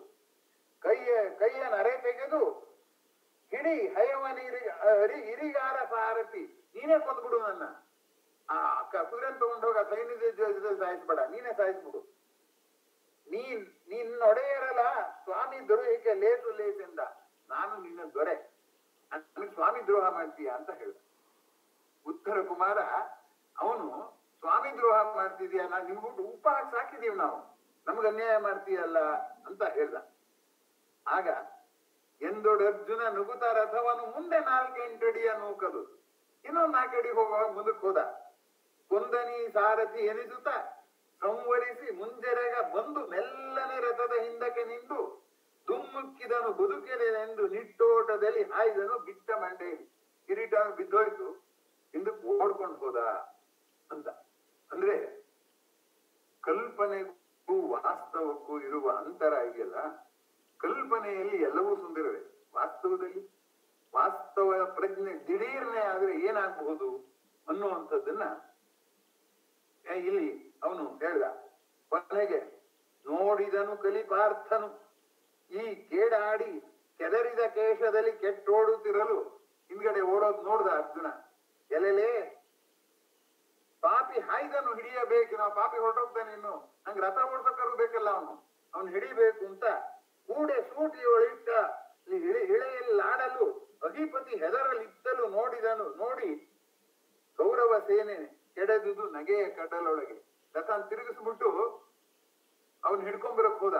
ಅವಾಗ ಭೂಮಿಯನ್ನ ಹೊತ್ತಿರುವಂತ ಅಧಿಪತಿ ಯಾರು, ನಾಗರಾಜ, ಅವನು ಅದ್ರ ಮೇಲೆ ಇಟ್ಕೊಂಡಿರ್ತಾನಲ್ಲ ಭೂಮಿ ಶೇಷನ ಮೇಲೆ ನಿಂತಿದೆ ಅಂತ, ಆದಿಶೇಷನ ಮೇಲೆ ನಿಂತಿದೆ ಅಂತ, ಅದೇ ಅಲುಗಾಡ್ಬಿಡ್ತಂತೆ.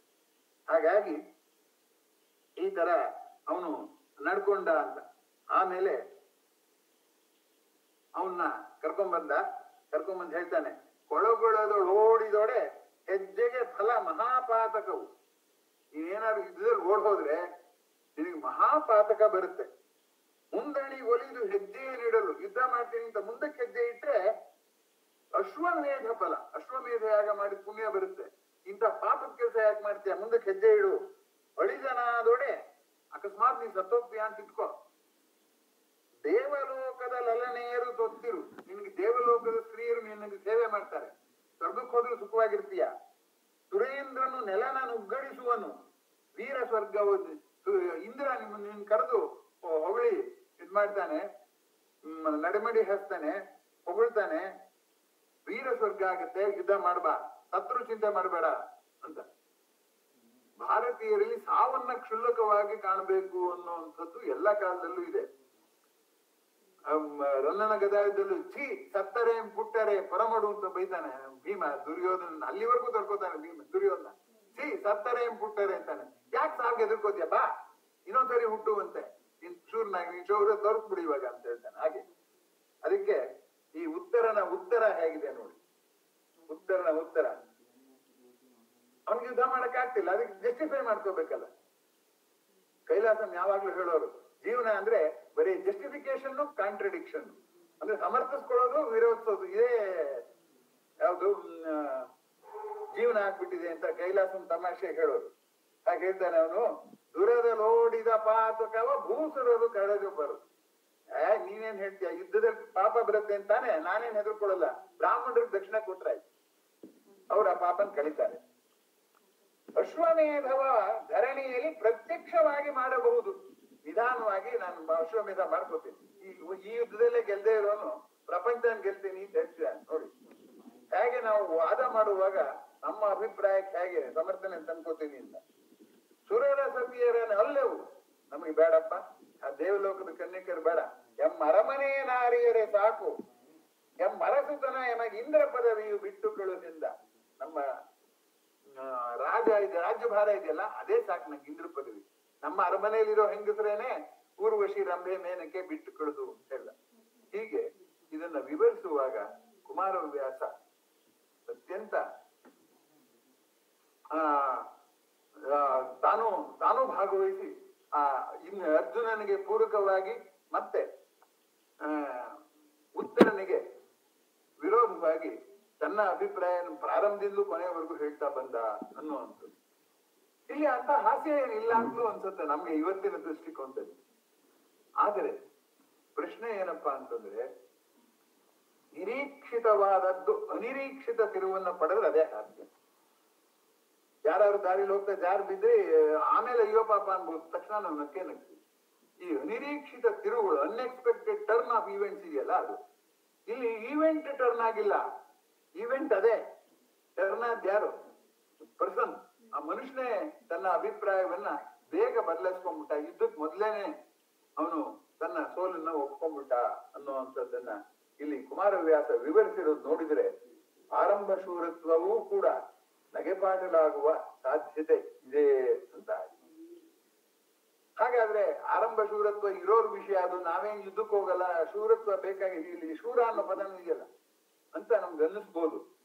ಆದ್ರೆ ವಿಚಿತ್ರ ಏನು ಗೊತ್ತಾ, ಆರಂಭ ಶೂರತ್ವ ಅಂದ್ರೆ ಯುದ್ಧಕ್ಕೆ ಸಂಬಂಧಪಟ್ಟಿದ್ದೇ ಅಲ್ಲ, ಪ್ರಾರಂಭದಲ್ಲಿ ಅತಿಯಾದ ಉತ್ಸಾಹ ತೋರಿಸೋದು. ಈಗ ನಾಯಿ ಜೋರಾಗಿ ಬೀಳುತ್ತೆ ಯಾರು ಅಪರಿಚಿತರು ಬಂದ್ರೆ, ಆಮೇಲೆ ಹಾಗೆ ಸ್ವಲ್ಪ ಸುಮ್ಮನಾಗುತ್ತೆ. ಅದನ್ನ ನಾನು ಇದರಲ್ಲಿ ಬರೆದಿದ್ದೀನಿ ಕೂಡ. ನಾಯಿ ಬೊಗಳೋ ನಾಯಿ ಕಡಿಮೆ ಮಾಡ್ತೇವೆ. ನಾವು ಪುಸ್ತಕ ಓದ್ತೀವಿ ಅಂತ ಆಸೆಯಾಗಿ ಓದ್ತೀವಿ, ಪುಸ್ತಕ ತೆರೆದೇ ಇರುತ್ತೆ, ಹಾಗೆ ನಿದ್ದೆ ಮಾಡ್ತೀವಿ, ಆ ಉತ್ಸಾಹ ಆಗ್ಲೇ ಹೊರಟೋಗುತ್ತೆ. ಪುಸ್ತಕ ಮುಚ್ಚಿಡುವಷ್ಟು ನಮ್ ಕೈಯಲ್ಲಿ ಆಗೋದಿಲ್ಲ. ಹೀಗಾಗಿ ನಮ್ಮ ಎಲ್ಲ ದೈನಂದಿನ ಜೀವನದ ಒಂದು ಸೂಕ್ಷ್ಮ ವೀಕ್ಷಣೆಯನ್ನು ಮಾಡಿದ್ರೆ ನಮ್ಮಲ್ಲಿಯೂ ಆರಂಭ ಶೂರತ್ವದ ಲಕ್ಷಣಗಳು ಇವೆ ಅನ್ನುವಂಥದ್ದು ಗೊತ್ತಾಗಿದೆ. ಇನ್ನು ಅವನು ಪೌರುಷದ ಮಾತಾಡ್ದ ಯಾರು, ಉತ್ತರ ಉತ್ತರ ಕುಮಾರ ಅನ್ನೋದು ಕೂಡ ನಗೆಪಾಟ್ಲು, ಪೌರುಷದ್ ಮಾತಾಡ್ಬಾರ್ದಾಗಿತ್ತು, ಯುದ್ಧ ಮಾಡ್ಬೇಕಾಗಿತ್ತು ಮೌನವಾಗಿ ಅಂತ ನೀವು ಹೇಳ್ಬೋದು. ಅದೂ ಇಲ್ಲ. ವಾಸ್ತವವಾಗಿ ಯಾವುದೇ ಯುದ್ಧ ಹಿಂದೆ ಮಾಡ್ತಾ ಇದ್ದದ್ದು ಹೇಗಪ್ಪ ಅಂದ್ರೆ, ಹೋಗ್ಬಿಟ್ಟು ಇಬ್ರು ಗದೆ ಕತ್ತಿ ತಗೊಂಡು ಹೋಗ್ಬಿಡ್ತಿರ್ಲಿಲ್ಲ. ಏನ್ ಮಾಡೋರು ಅಂದ್ರೆ, ಆ ಹೋರಾಡ್ಬೇಕಾದ್ರೆ ನಮ್ಮ ದೇಹದಲ್ಲಿ ಅಡ್ರೆನಲಿನ್ ಪ್ರೊಡ್ಯೂಸ್ ಆಗ್ಬೇಕು. ಅಡ್ರೆನಲಿನ್ ಪ್ರೊಡ್ಯೂಸ್ ಆಗ್ಬೇಕಾದ್ರೆ ಕೆರಳಿಸ್ಬೇಕು. ಅವನನ್ನು ಕೆರಳಿಸ್ಬೇಕು, ಅವನನ್ನು ಇವ್ರನ್ನ ಕೇಳಿಸ್ಬೇಕು. ಅದಕ್ಕೆ ದೃಷ್ಟಿ ಯುದ್ಧ, ದುರ್ಗುಟ್ಕೊಂಡು ನೋಡೋದು, ಯಾರ್ ಕೊನೆಗೆ ಕತ್ ಬಗ್ಗಿಸ್ತಾರೋ ಅವ್ನು ಸೋತ ಹಾಗೆ.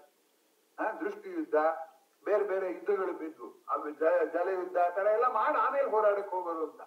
ಆ ಯುದ್ಧದ ಪೈಕಿ ಈ ಮೂದಲಿಸುವುದು ಒಂದು ಭಾಗ. ಇನ್ ಯಾವುದೇ ಹಳೆಯ ಸಿನಿಮಾಗಳು ನೋಡಿ, ಕೃಷ್ಣ ಅರ್ಜುನ ಯುದ್ಧ ತಗೊಳ್ಳಿ, ರಾಮಾಂಜನೇಯ ಯುದ್ಧ ಯಾವುದೇ ತಗೊಳ್ಳಿ, ಯುದ್ಧ ಶುರುವಾಗಲ್ಲ. ಫಸ್ಟ್ ಒಬ್ಬರನ್ನೊಬ್ರು ಬೈಯೋದಕ್ಕೆ ಪ್ರಾರಂಭ ಮಾಡ್ತಾರೆ. ಒಬ್ರು ವಾಹನ ತಗೊಳ್ಳಿ, ಹೇಗಿದೆ? ಆರು ತಿಳಿಯರು ನಿನ್ನ ಭುಜಬಲದ ಪರಾಕ್ರಮ, ಸಮರದೋಳ್ನಿ ಆರ್ಜಿಸಿದ ನಿನ್ನ ವಿಜಯಗಳ ಮರ್ಮ, ಎಲ್ಲದಕ್ಕೂ ಕಾರಣನು ಶ್ರೀಕೃಷ್ಣ ಪರಮಾತ್ಮ. ನಿಂದೇನಿದೆ ಪುರುಷ ಶ್ರೀಕೃಷ್ಣ ಅಂದಾಗ ಅರ್ಜುನ ಉರಿ ಹತ್ತುತ್ತಾ ಇಲ್ಲ. ಆ ಪದ್ಯನ ನಿಜವಾಗಿ ಹುಣಸೂರು ಕೃಷ್ಣಮೂರ್ತಿ ಶಬ್ದಾಡಂಬರದಲ್ಲಿ ಅದ್ಭುತವಾದನ್ನು ಸಾಧಿಸ್ಬಿಟ್ಟಿದ್ದಾರೆ. ಯಾವಾಗ್ಲೂ ಪೌರುಷಕ್ಕೆ ಡಕಾರ ಅದ್ರಲ್ಲಿ ಹೆಂಗಿದೆ? ಫಡಫಡ ಎಂದಡಿಗಡಿಗೆ ನುಡಿಯದಿರೋ ಮೂಡ, ಡಕಾರ ಎಷ್ಟು ಬೇಕು ನಿಮ್ಗೆ? ಹಂಗೆ ಆ ಮೂದಲಿಸುವುದು ಒಂದು ಯುದ್ಧದ ಭಾಗವಾಗಿತ್ತು. ಆದ್ದರಿಂದ ಇವನು ಪೌರುಷದ ಮಾತಾಡಿದ್ದೆಲ್ಲ ತಪ್ಪು ಅಂತಲ್ಲ. ಆದರೆ ಆ ಪೌರುಷ, ಈಗ ಜೊಳ್ಳು ಕೂಡ ಕಾಳು ಒಂದೇ ತರ ಕಾಣುತ್ತೆ. ದೂರದಾಗ ಜೊಳ್ಳು ದೂರ ಹೋಗಿ ಬೀಳುತ್ತೆ, ಕಾಳು ಕೆಳಗೆ ಬೀಳುತ್ತೆ. ಹಾಗಾಗಿ ಜೊಳ್ಳಿನ ಆಕಾರದಲ್ಲಿ ವ್ಯತ್ಯಾಸವಿಲ್ಲ ಜೊಳ್ಳಿಗೂ ಕಾಳಿಗೂ, ಆದ್ರೆ ತೂರಿದಾಗ ದೂರ ಹೋಗಿ ಬೀಳುತ್ತೆ. ಹಾಗೆ ಇಲ್ಲಿ ಅವನು ಎಂತದು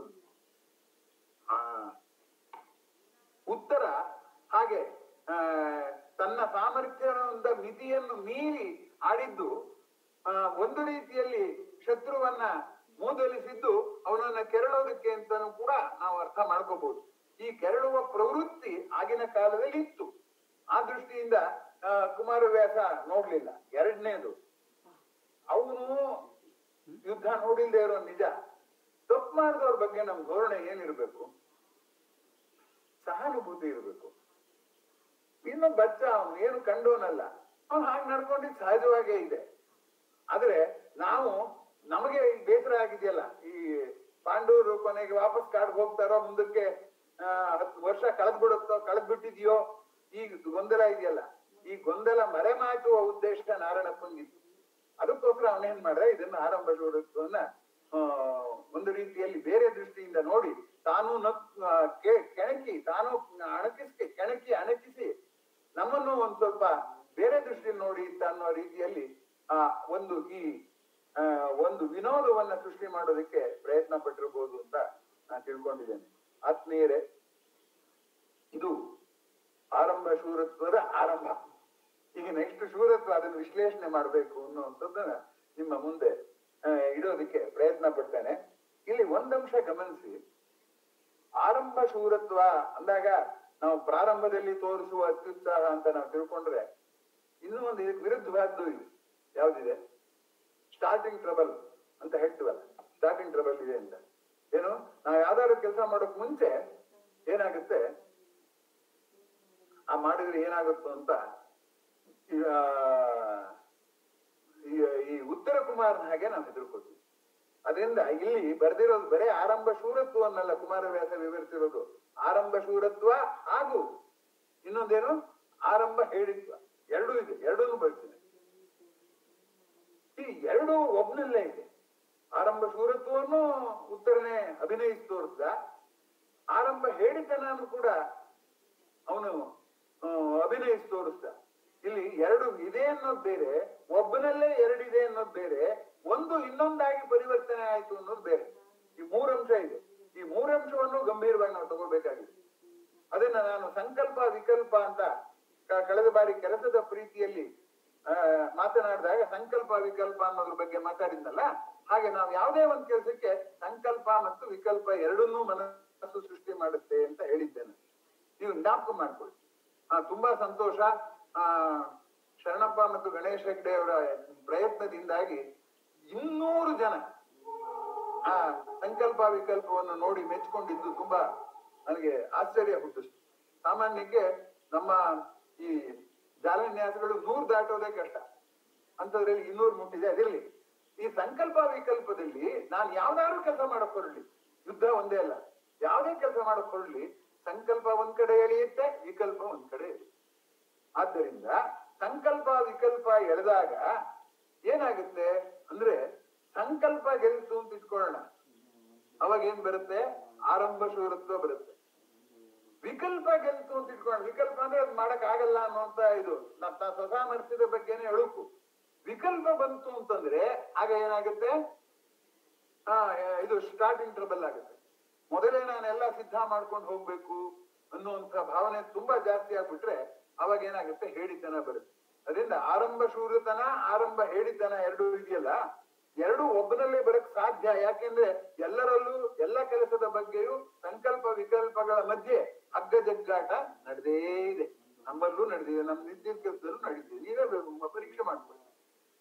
ಆಗ ವಿಕಲ್ಪ ಪ್ರಬಲವಾದ್ರೆ ಹೇಳಿತನ ಬರುತ್ತೆ, ಸಂಕಲ್ಪ ಪ್ರಬಲವಾದ್ರೆ ಶೂರತನ ಬರುತ್ತೆ. ಈ ಉತ್ತರದ ಆಶ್ಚರ್ಯ ಏನು ಅಂದ್ರೆ, ಆ ಶೂರತನ ಹೇಳಿತನಕ ಬದಲಾವಣೆ ಆದದ್ದು ದಿಢೀರ್ನಾಗ್ಬಿಟ್ಟು ಅಷ್ಟೇ. ಅವನ ಇದು ಯಾಕೆಂದ್ರೆ ಅಜ್ಞಾನ, ಅವನ ತಿಳುವಳಿಕೆ, ಯುದ್ಧನೇ ನೋಡಿಲ್ಲ. ಆ ಹೆಂಗಸರು ಹೇಗೆ ಯುದ್ಧ ನೋಡಿಲ್ವೋ ಇವನು ನೋಡಿಲ್ಲ ಯುದ್ಧ, ಆದ್ರೂ ಯುದ್ಧದ ಬಗ್ಗೆ ಮಾತಾಡ್ದ. ಅದರಿಂದ ಇದು ಒಂದು ರೀತಿಯಲ್ಲಿ ಮಾತಿನ ಮಿತಿಯನ್ನು ಕೂಡ ಸೂಚಿಸುತ್ತೆ. ನಾವು ಮಾತಿನಿಂದ 1000 ವಿವರಿಸ್ಬಿಟ್ಟು ಎಲ್ಲ ಹೇಳ್ಕೊಟ್ಟಿದ್ದೀನಿ ಅಂದ್ರೆ, ಮನುಷ್ಯನಿಗೆ ಒಬ್ಬನ ಮಾತು ಇನ್ನೊಬ್ಬನಿಗೆ ಮಾತಾಡಿ ತಲುಪತ್ತೆ ಹೊರತು ಅನುಭವವಾಗಿ ಆವೇಶವಾಗಿ ತಲುಪೋದಿಲ್ಲ ಅಂತ ವೈಟ್ ಹೆಡ್ ಅನ್ನೋರು ಹೇಳ್ತಾರೆ. ಇಬ್ರು ಮಾತನಾಡುವಾಗ, ಅದರಲ್ಲೂ ವಿದ್ಯಾವಂತರಲ್ಲಿ ಒಂದು ದೊಡ್ಡ ನಂಬಿಕೆ ಇದೆ, ಯಾವ ವಿಷಯವನ್ನು ಯಾರು ಯಾರಿಗೆ ಬೇಕಾದರೂ ಮಾತಿನ ಮೂಲಕ ತಿಳಿಸಿಕೊಡಬಲ್ಲೆವು ಎನ್ನುವ ನಂಬಿಕೆ ಇದೆ. ಮಾತಿನ ಮೂಲಕ ಅನುಭವ ವರ್ಗಾವಣೆ ಆಗಿರೋಲ್ಲ ಅನ್ನೋದನ್ನ ಅವ್ರು ಗಮನಿಸೇ ಇಲ್ಲ.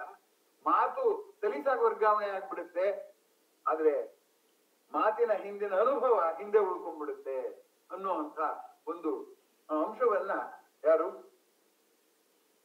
ವೈಟೆಡ್ ಹೇಳ್ತಾರೆ. ಅದನ್ನ ಒಂದು ನಗೆಹನಿ ಹೇಳೋದಾದ್ರೆ, 3 ಜನ ಪ್ರಾಧ್ಯಾಪಕರು ರೈಲ್ವೆ ನಿಲ್ದಾಣದಲ್ಲಿ ನಿಂತಿದ್ದಾರೆ, ಮಾತಾಡ್ತಾ ನಿಂತಿದ್ದಾರೆ. ಆ ಮಾತಿನ ಓಘ ಹೇಗಿದೆ ಅಂದ್ರೆ, ರೈಲ್ ಬಂದ್ರೂ ಗೊತ್ತಾಗ್ಲಿಲ್ಲ, ರೈಲು ಹೊರಡ್ತು, ವಿಷಲ್ ಹಾಕ್ತು, ಅವಾಗ್ಲೂ ಗೊತ್ತಾಗ್ಲಿಲ್ಲ. ಆವಾಗ ನೋಡ್ತಾರೆ ರೈಲ್ ಹೊರಟು ಬಿಡ್ತು. ರೈಲ್ ಹೊರಟು ಬಿಡ್ತು ಅಂತ 3 ಜನ ತಕ ತಕ ಕುಣಿತಾ ಇದ್ದಾನೆ. ನಾನು ಹೋಗ್ಬೇಕು ಅಂತ ಕುಣಿತಾ ಇರ್ಬೇಕಾದ್ರೆ ಅವನು ಅಲ್ಲಿ ಯಾರೋ ಒಬ್ಬ ಇವ್ರ ಅವಸ್ಥೆ ನೋಡ್ಲಾರ್ದೆ ಇಬ್ರನ್ನ ಕಷ್ಟಪಟ್ಟು ರೈಲ್ ಒಳಗೆ ತಳ್ಳಿದ್ದಂತೆ, ಇನ್ನೊಬ್ಬ ಉಳ್ಕೊಂಡು. ಆಗ ನಿಮ್ಮೊಬ್ರನ್ನ ಕಳ್ಸಕ್ ಆಗ್ಲಿಲ್ಲ, ಕಷ್ಟಪಟ್ಟು ಅವ್ರಿಬ್ರನ್ನಾದ್ರೂ ಕಳಿಸ್ದೆ ನಾನು ಅಂದ್ರೆ, ಅವರಿಬ್ರು ನನ್ನನ್ನು ಕಳ್ಸೋಕ್ ಬಂದಿದ್ದೋರು ಅಂತ ಹೇಳಿದ್ರು. ಅಂದ್ರೆ ಹೋಗ್ಬೇಕಾದವ್ರು ಹೋಗ್ಲಿಲ್ಲ, ಹೋಗದೆ ಇರೋರು ಹೋದ್ರು. ಇಂಥ ಒಂದು ಅಸ್ತವ್ಯಸ್ತತೆ ಯಾವಾಗ ಉಂಟಾಗುತ್ತೆ ಅಂದ್ರೆ ಅನ್ಯ ಮನಸ್ಕತೆಯಿಂದ ಉಂಟಾಗುತ್ತೆ. ಯಾಕೆಂದ್ರೆ ಅವ್ರ ಚರ್ಚೆಯಲ್ಲಿ ಪಾಲ್ಗೊಂಡಿದ್ರೆ ಹೊರತು ಅವರು ಹಾಗಾದ್ರೆ ಪ್ರೊಫೆಸರ್ಗಳೆಲ್ಲ ಮೂರ್ಖರು ಅಂತಲ್ಲ, ಅನ್ಯ ಮನಸ್ಕತೆ ಅಂತ ನಾನು ಹೇಳಿದೆ. ಹಾಗಾಗಿ ಅನ್ಯ ಮನಸ್ಕತೆಯಲ್ಲಿ ಈ ರೀತಿಯ ಟ್ರಾನ್ಸಿಷನ್ ಇದೆಯಲ್ಲ, ಆರಂಭ ಶೂರತ್ವ, ಆರಂಭ ಹೇಳಿತನ ಎರಡು ಆಗುವ ಸಾಧ್ಯತೆ ಇದೆ ಅಂತ ಹೇಳ್ತಾ, ಆರಂಭ ಶೂರತ್ವದ ಸೈದ್ಧಾಂತಿಕ ಸಂಗತಿಗಳನ್ನ ಮುಂದಿನ ಜಾಲನ್ಯಾಸದಲ್ಲಿ ನಿರೂಪಣೆ ಮಾಡೋದಕ್ಕೆ ಪ್ರಯತ್ನ ಪಡ್ತೇನೆ. ಈ ಕೃತಿಯ ಹಿನ್ನೆಲೆ ಯಾಕೆ ನನಗೆ ಬೇಕು ಅಂದ್ರೆ, ಆರಂಭ ಶೂರತ್ವದ ಬಗ್ಗೆ ಚರ್ಚೆ ಮಾಡ್ಬೇಕಾದ್ರೆ ಒಂದು ಉದಾಹರಣೆ ತಗೊಳ್ಳೋದಕ್ಕೆ ಒಂದು ಬೇಕಾಗಿದ್ದ ದೃಷ್ಟಿಯಿಂದ, ಕಾವ್ಯಗಳನ್ನ ನಾವು ಬೇಗ ಬೇಗ ಓದ್ಬಿಟ್ರೆ ಇಂಥ ಸೂಕ್ಷ್ಮಗಳು ಗೊತ್ತಾಗೋದಿಲ್ಲ. ಅದಕ್ಕೋಸ್ಕರ ಸ್ವಲ್ಪ ಸಂವೇದನಶೀಲವಾಗಿರ್ಬೇಕು ನಾವು ಜೀವನದಲ್ಲಿ. ಕಾವ್ಯದ ಬಗ್ಗೆನೂ ಅಷ್ಟೇ, ಬದುಕಿನ ಬಗ್ಗೆಯೂ ಅಷ್ಟೇ, ನಮ್ಮ ಬಗ್ಗೆಯೂ ಅಷ್ಟೇ, ಘಟನೆಗಳ ಬಗ್ಗೆಯೂ ಅಷ್ಟೇ, ಘಟನೆಗೆ ನಾವು ತೋರಿಸುವ ಪ್ರತಿಕ್ರಿಯೆಯ ಬಗ್ಗೆಯೂ ಅಷ್ಟೇ. ಇದಿಷ್ಟೂ ಕೂಡ ಆರಂಭ ಶೂರತ್ವದಲ್ಲಿ ಕಂಡು ಬರುತ್ತೆ ಅನ್ನುವಂಥದ್ದನ್ನ ನಿಮಗೆ ನೆನಪು ಮಾಡ್ಕೊಳ್ತೇನೆ. ಯಾರೂ ಮತ ಹಾಕದ ತಬ್ಬಲಿಯ ಉಪನ್ಯಾಸವನ್ನ ನಾನು ಮುಂಚೆ ಘೋಷಿಸಿದ್ದ ಕಾರಣಕ್ಕಾಗಿ ನಿಮ್ಮ ಮುಂದೆ ನಿರೂಪಣೆ ಮಾಡಿದ್ದೀನಿ. ತಮ್ಮ ಪ್ರತಿಕ್ರಿಯೆ ಮತ್ತು ಪ್ರಶ್ನೆಗಳಿಗೆ ಈಗ ಅವಕಾಶ ಇದೆ. ಮುಂದಿನ ಭಾಗದಲ್ಲಿ ನಮ್ಮ ಜೀವನವನ್ನು ಆತ್ಮಾವಲೋಕನ ಮಾಡಿಕೊಳ್ಳುವ, ಇಂಟ್ರಾಸ್ಪೆಕ್ಷನ್ ಅಂತರೀಕ್ಷಣೆ ಮಾಡಿಕೊಳ್ಳುವ ಪ್ರಯತ್ನಕ್ಕೆ ಪೂರಕವಾಗಿ ಈ ಉಪನ್ಯಾಸ ಇರುತ್ತೆ. ತಾವು ಬರೋಕ್ ಮುಂಚೆ ಇದನ್ನ ಇನ್ನೊಂದ್ಸರಿ ನೋಡ್ ಬಂದ್ರೆ ಇನ್ನೂ ಚೆನ್ನಾಗಿ ತಮ್ಮ ಭಾಗವಹಿಸಲಿಕ್ಕೆ ಸಾರ್ಥಕವಾಗುತ್ತೆ ಅಂತ ಹೇಳ್ತಾ, ಈಗ ನಿಮ್ಮ ಪ್ರಶ್ನೆ ಮತ್ತು ಪ್ರತಿಕ್ರಿಯೆಗೆ ನಾನು ಅನುವು ಮಾಡ್ತೀನಿ.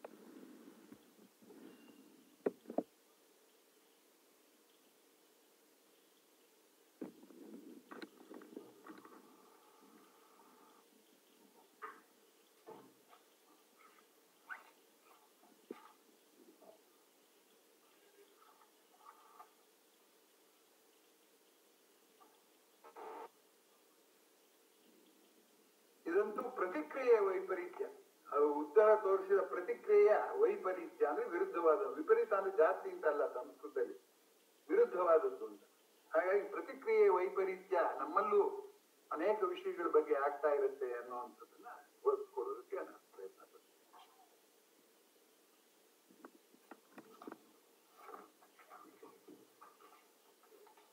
28ನೇ ತಾರೀಕು ಮರುಳ ಮುನಿಯನು ಮಂಕುತಿಮ್ಮನ ತಮ್ಮನೆ ಅಂತ ಒಂದು ಉಪನ್ಯಾಸ ಮಾಡ್ತಾ ಇದ್ದೀನಿ. ಅವರು ಲಿಂಕ್ ನ ಒಂದು ದಿವಸ ಮುಂಚೆ ಕೊಡ್ತಾರೆ ಅಂತ ಹೇಳಿದ್ದಾರೆ. ಆಚಾರ ವಿಚಾರದಲ್ಲಿ ಹಾಕ್ತೀನಿ. ತಮ್ಮಲ್ಲಿ ಆಸಕ್ತಿ ಇದ್ದವರು ಅವತ್ತು ಕೂಡ ಇದಾಗ್ಬೋದು. ರೋಟರಿ ಬಳಗದ ವತಿಯಿಂದ ಮರುಳ ಮುನಿಯನ ಕಗ್ಗ ಓದಬೇಕು ಅನ್ನೋ ಆಸೆ ಇರೋರು ಅದಕ್ಕೆ ಸೇರ್ಕೊಳ್ಳೋದು ಒಳ್ಳೇದು. ಯಾಕೆಂದ್ರೆ ಆ ಮರುಳ ಮುನಿಯನ ಕಗ್ಗನ ಮಂಕುತಿಮ್ಮನ ಕಗ್ಗದ ಬೆಳಕಿನಲ್ಲಿ ಹಿಂದೆ ಸೇರಿಸ್ಬಿಟ್ಟಿದ್ವಿ. ಅದನ್ನ ಓದ್ಬೇಕಾದ್ರೆ ಹೇಗೆ ಓದ್ಬೇಕು, ಅದಕ್ಕೇನು ಪೂರ್ವಭಾವಿ ಧೋರಣೆಗಳು ಬೇಕು ಅನ್ನುವಂಥದ್ದನ್ನ ಅವತ್ತು ಅಲ್ಲಿ ಚರ್ಚೆ ಮಾಡೋದಕ್ಕೆ ಪ್ರಯತ್ನ ಪಡ್ತೇನೆ. 7:30 ಇಂದ 8:30 ಇರುತ್ತೆ ಅಂತ ಅವ್ರ ಉಪನ್ಯಾಸ, ಜಾಲನ್ಯಾಸ. ಅದರಿಂದ ಇನ್ನೂ ಅವ್ರು ಕಳಿಸಿದ ಕೂಡಲೇ ನಾನು ಅದನ್ನ ಹಾಕ್ತೀನಿ. ಲಿಂಕ್ ಮಾತ್ರ ನೀವು ನಿರೀಕ್ಷೆ ಮಾಡ್ಬೇಕಾದ ಯಾವತ್ತು ಅಂದ್ರೆ 28ನೇ ತಾರೀಕು ಬೆಳಗ್ಗೆ ಬರ್ಬೇಕು ಅಂತ ಒತ್ತಾಯ ಇಲ್ಲ, ತಮ್ಮ ಅಭಿರುಚಿ. ಈಗ ಪ್ರತಿಕ್ರಿಯೆ.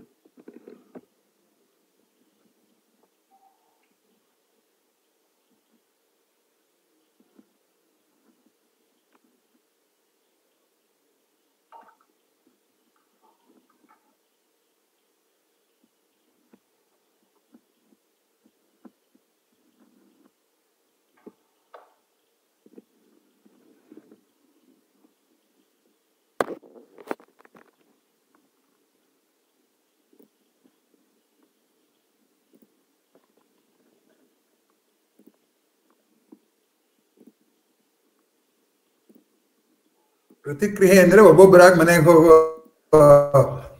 ಸ್ವಭಾವನಾಗ್ಬಿಟ್ಟಿದೆ. ಆದ್ರೂ ನಾನು ಪ್ರತಿಕ್ರಿಯೆ ಪ್ರಶ್ನೆಗೆ ಯಾಕೆ ಒತ್ತಾಗ್ತಿದ್ದೇನೆ ಅಂದ್ರೆ ನಮ್ಮ ಗುರುಗಳಾದ ಎಚ್ ನರಸಿಂಹಯ್ಯನವ್ರು ನನ್ನನ್ನು ಇಲ್ಲಿ ರಟ್ಟಿಸ್ಕೊಂಡ್ ಬರ್ತಾರೆ. ನೀವು ಕೇಳಿ ಬಿಡ್ಲಿ, ನಾನು ಹೇಳಿ. ನಿರೂಪಣೆ ತುಂಬಾ ಚೆನ್ನಾಗಿತ್ತು. ಇದರಲ್ಲಿ ನೀವು ಕುಮಾರವ್ಯಾಸ ತಟಸ್ಥ ನಿರೂಪಕ ಅಂತ ಹೇಳಿದ್ರಿ, ಆದ್ರೆ ತಟಸ್ಥ ನಿರೂಪಕ ಆಗಿರ್ಲಿಲ್ಲ ಅಂತ ಹೇಳಿದ್ರಿ. ಅದು ಹೇಗೆ? ಹೌದು, ಅದು ಬೇರೆ ಕಡೆ ಕಾವ್ಯ ಕುಮಾರವ್ಯಾಸ ಭಾರತನ ಪೂರ್ತಿ ಓದಿದ್ರೆ ಬೇರೆ ಕಡೆ ಎಲ್ಲ ನಿರ್ಲಿಪ್ತವಾಗಿ ಅದನ್ನ ನಿರೂಪಣೆ ಮಾಡ್ತಾ ಬಂದಿದ್ದಾನೆ. ಮಧ್ಯೆ ಮಧ್ಯೆ ಒಂದೊಂದ್ಸರಿ ಅವನು ಭಾಗವಹಿಸೋದುಂಟು.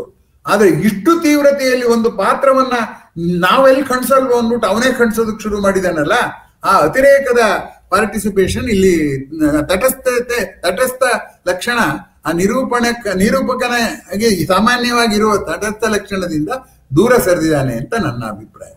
ಅದು ನನ್ನ ಅಭಿಪ್ರಾಯ, ಅದು ಯಾವ ಸಾಹಿತ್ಯ ವಿಮರ್ಶಕರದ್ದು ಅಲ್ಲ. ನಾನು ಓದ್ದಾಗ ನಂಗೆ ಹಾಗನ್ನಿಸ್ತು. ಅದು ಉಟ್ಕೋಬೇಕು ಅಂತಾನೂ ಇಲ್ಲ. ನೀವು ಓದ್ ನೋಡಿ, ಕುಮಾರವ್ಯಾಸ ಭಾರತನ ಅಲ್ಲಲ್ಲೇ ತೆಗೆದು ನೋಡಿ, ಅಲ್ಲಿ ಹೇಗಿದೆ ಇಲ್ಲಿ ಹೇಗಿದೆ ನೋಡಿ. ಕೃಷ್ಣ ಬಂದಾಗ ಒಂದ್ ಸ್ವಲ್ಪ ಮಾಡ್ತಾನ ಅವನು.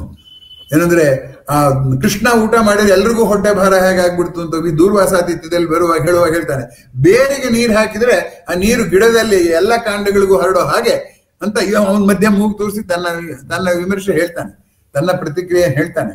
ಆದ್ರೆ ಈ ಮಟ್ಟದ ಪಾತ್ರದ ಮೇಲೆ ತನ್ನ ದಾಳಿ ಮಾಡಿರೋದು ಇದೆಯಲ್ಲ, ತನ್ನ ಪಾತ್ರದ ಮೇಲೆ ತಾನೇ ಮಾಡಿರುವ ದಾಳಿ ಇದೆಯಲ್ಲ, ಅದು ಇಲ್ಲೇನೆ ವಿಶೇಷವಾಗಿ ಕಂಡು ಬರುತ್ತೆ. ಅದನ್ನ ಕಾವ್ಯ ಓದಿದ್ರೆ ಇಡಿಯಾಗಿ ಓದ್ದವ್ರಿಗೆ ಅದು ಹೊಳೆಯುತ್ತೆ.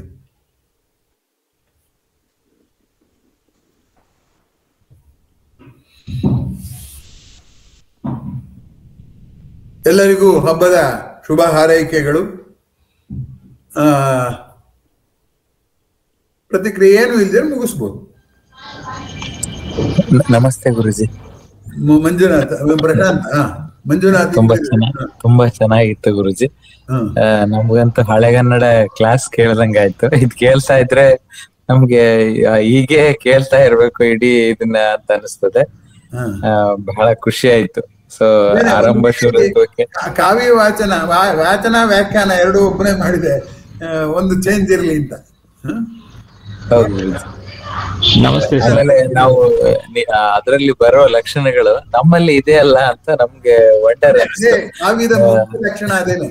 ಏನಂದ್ರೆ ಅದು ಯಾರದ್ದೋ ಕತೆ ಅಲ್ಲ, ನನ್ ಕತೆ ಒಳಗೆ ಆ ಪಾತ್ರ ಹೇಗಿದೆ ಅಂತ ನಾವು ಕಂಡುಕೊಳ್ಳೋದೇ ಕಾವ್ಯದ ಅಧ್ಯಯನದ ಮುಖ್ಯವಾದ ಆಶಯ. ಮಂಜುನಾಥ್ ಅಡಿಗೆ ಅವರು. ನಮಸ್ತೆ ಸರ್. ನಮಸ್ತೆ. ವ್ಯಾಸ ಭಾರತದಲ್ಲಿ ಗೋಗ್ರಹಣ ಮತ್ತೆ ಉತ್ತರ ಕುಮಾರನ ಪಾತ್ರ ಬರುತ್ತಾ ಬರಲ್ವಾ? ಬರುತ್ತೆ, ಆದರೆ ಇಷ್ಟು ವಿಸ್ತಾರವಾಗಿ ಹೀಗಿಲ್ಲ. ಇವನು ರಸ ಸೃಷ್ಟಿಗೋಸ್ಕರ ಏನ್ ಮಾಡ್ತಾರೆ, ಕವಿಗಳು ಏನ್ ಮಾಡ್ತಾರೆ ಅಂದ್ರೆ, ಅಲ್ಲಿ ಯಾವ ಟೆಂಪೋದಲ್ಲಿ ಕಥೆ ಓಡುತ್ತೋ ಇಲ್ಲಿ ಆ ಟೆಂಪೋದಲ್ಲಿ ಓಡಲ್ಲ. ಕೆಲವು ಕಡೆ ಅವ್ರಿಗೆ ಹೇಳ್ಬೇಕು ಅನ್ನೋ ಉತ್ಸಾಹ ಬಂದಾಗ ಒಂದ್ ಕಡೆ ದೊಡ್ಡದ್ ಮಾಡ್ತಾರೆ, ಇನ್ನೊಂದ್ಸರಿ ಒಂದೇ ಸಾಲಲ್ಲಿ ಮುಗಿಸ್ಬಿಡ್ತಾರೆ. ಆ ಸ್ವಾತಂತ್ರ್ಯ ಕವಿಗಳಿಗೆ ಇರುತ್ತೆ. ಇದು ವ್ಯಾಸ ಭಾರತದಲ್ಲಿ ಗೋಗ್ರಹಣ ಇದ್ರೂ ಕೂಡ ಇಷ್ಟು ವಿಸ್ತಾರವಾಗಿ ಹೀಗಿಲ್ಲ. ಆ ಸಂದರ್ಭನ ತನ್ನ ಕಾವ್ಯದ ಓದುಗರ ಟೆನ್ಷನ್ ಕಳೆಯೋ ಸಲುವಾಗಿ ಕುಮಾರವ್ಯಾಸ ಮಾಡಿದ್ದಾನೆ ಅನ್ನೋದು ನನ್ನ ಅಭಿಪ್ರಾಯ. ಧನ್ಯವಾದಗಳು ಸರ್. ಗೋಗ್ರಹಣ ಇದೆ, ಇದರಲ್ಲಿಗೂ ಇದೆ, ಮಹಾಭಾರತದಲ್ಲೂ ವ್ಯಾಸ ಭಾರತದಲ್ಲೂ ಇದೆ. ಅದು ಇವನು ಸೇರ್ಪಡೆ ಏನೂ ಅಲ್ಲ, ವಿಸ್ತಾರ ಮಾಡಿರೋದು ಇವನ್ ವಿಶೇಷ.